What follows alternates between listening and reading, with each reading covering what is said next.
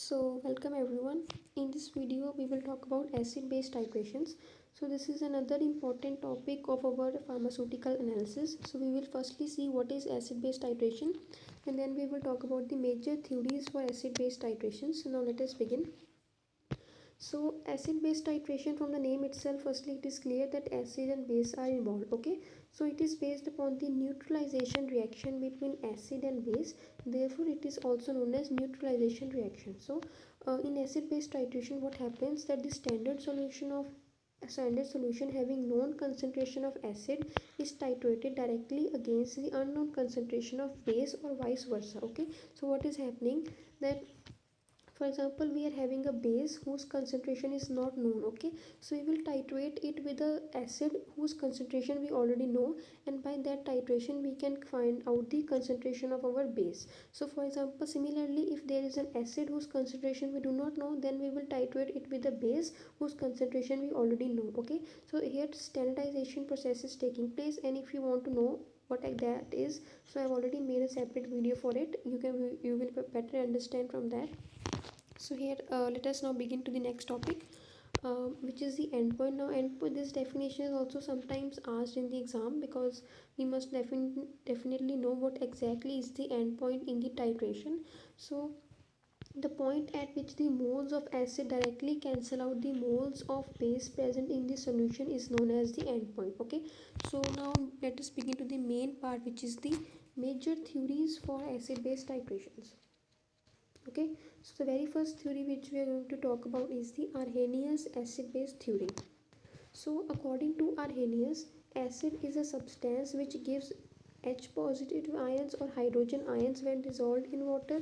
Okay, and a base is defined as a substance which ionizes to give hydroxyl ions when dissolved in water. Okay, so here with the equations I have explained. For example, we are having acid Ha, so when it will be dissolved in water, it will give H positive ions, and a base we are having BOH, so when it will be dissolved in water, it will give OH negative ions. So according to Arrhenius, a base will be one which will give OH negative ion, and acid will be one which will give H positive ion. Okay, so this is what Arrhenius concluded.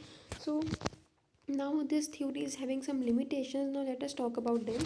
So the very first limitation is that Arrhenius explained the acid-base behavior in aqueous solvent, but failed to explain the acid-base behavior in non-aqueous solvent like benzene and chloroform. Okay, so in non-aqueous solvent this theory didn't work. He couldn't explain it.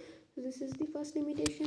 The second one is that let me just So according to Arrhenius, all salts produce solutions that are neither acidic nor basic in nature, which means that when acid and base they react, they produce salt. And he said that all those salts which are being produced, they are neither acidic and nor basic, which means they are neutral. Okay, but what happened that there are certain exceptions to this case. For example, when equal amount of HCl and ammonia react, the solution is slightly acidic. Okay, we know that HCl is acidic and ammonia is basic. So according to Arrhenius, he said that when acid and base will react, salt will be produced, and that salt solution will be neutral. But this is not the case. Why? Because when HCl, which is acidic, and ammonia, which is basic, they react, the solution which we get is slightly acidic and it is not neutral. Okay, so this is the second limitation to our Arrhenius theory. So I hope you have understood this. Now let us begin with the next theory, which is Bronsted-Lowry proton theory. Okay, so here also he said that this is quite similar only. So according to Bronsted theory, he said that an acid is a substance which can donate protons, and a base is a substance which can accept proton. Okay, so in Arrhenius, what he was saying that acid is a substance which give rise to hydrogen ions, and hydrogen ions are protons only. Okay, for acids he used the same term, which is protons, but for base he said OH negative ions. Okay, but in case of Bronsted-Lowry proton theory, in both acid and base we see the protons. Okay, so according to Bronsted, acid is a substance which will donate protons, and base is a substance which will accept proton. Okay, so here you see an example when ammonia will react with water, ammonium ion plus hydroxyl ions are produced. So here you will see that ammonia will gain one proton and water will lose one proton. So ammonia is accepting one proton, therefore it is a base. Okay, see, ammonia will accept one proton, so it is a base, and here water will donate one proton, so it is an acid. So I hope this theory is clear to you. It is very much simple. Now another very important topic of this theory is the conjugate acid base pair. This is often very much asked in the examinations. Okay, so what is conjugate acid base pairs? So such pairs of substances which can be formed from another by the gain or loss of a proton are known as conjugate acid base pairs. This is an important topic for short answers, just do not skip it. Okay, so for example, this is having an acid and base. Okay, so this acid, what is doing, it is donating a proton to this and it is forming a conjugate base, and this base is accepting a proton and this is forming a conjugate acid, which means that this is our acid, this is its conjugate base, this is our base, this is its conjugate acid. What we said, that such pairs of substances which can be formed from one another by the gain or loss of proton. For example, if this acid will lose one proton, this base will be formed, and when this base will gain one proton, this acid will be formed back. Therefore these are conjugate to each other. Similarly, if we talk about these two, okay, so when this base will lose one proton, sorry, so when this base will lose one proton, this acid will be formed, and when this acid will gain when this base will gain one proton, this acid will be formed, and when this acid will lose one proton, this base will be formed. Therefore these are each other's conjugate acid base pairs. So I hope you have understood this. Okay, now let us talk about some limitations of our this Bronsted-Lowry proton theory. Okay, so the very first limitation is,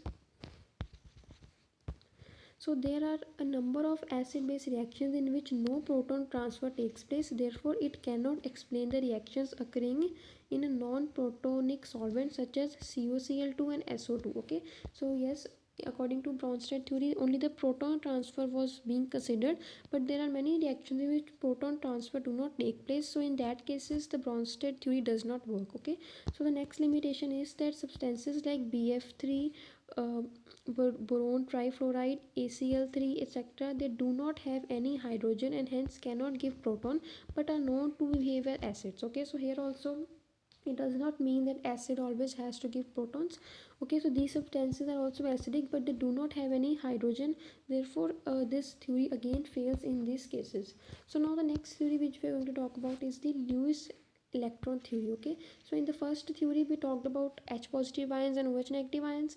In the second theory we talked about protons, and now in the third theory we are going to talk about electrons. Okay, so according to this theory, an acid is a species that can accept an electron pair, and a base is a species that can donate an electron pair. Okay, so let us understand this also with an example. So we are going to talk about boron trifluoride and ammonia, which will react to form this product. Okay, so if we see the reaction, what is happening, that ammonia is having a lone pair of electron and which will be donated to this our compound, and this will be formed. Okay, so what is happening, that here boron trifluoride is not having any electron pair, it is accepting an electron pair from ammonia, which means it is accepting an electron pair, therefore it is acidic. Okay, here also I have mentioned it is acidic, whereas in case of ammonia it is already having an electron pair, it is donating its electron pair, therefore it is basic in nature. Okay, so I hope this is also clear to you. These theories are very much simple but they are also quite important. Now let us see the limitations. So the very first limitation is that an acid base reaction should be a rapid reaction as it involves electrons. However, many Lewis acid base reactions are slow. Okay, so this is the first limitation. The second one is that the relative strength of an acid and base cannot be explained on the basis of Lewis concept. So this is the second limitation of our Lewis electron theory. So this was all in this video. We talked about acid base titrations and the various theories. Now if you like the video, please subscribe, and thanks for watching.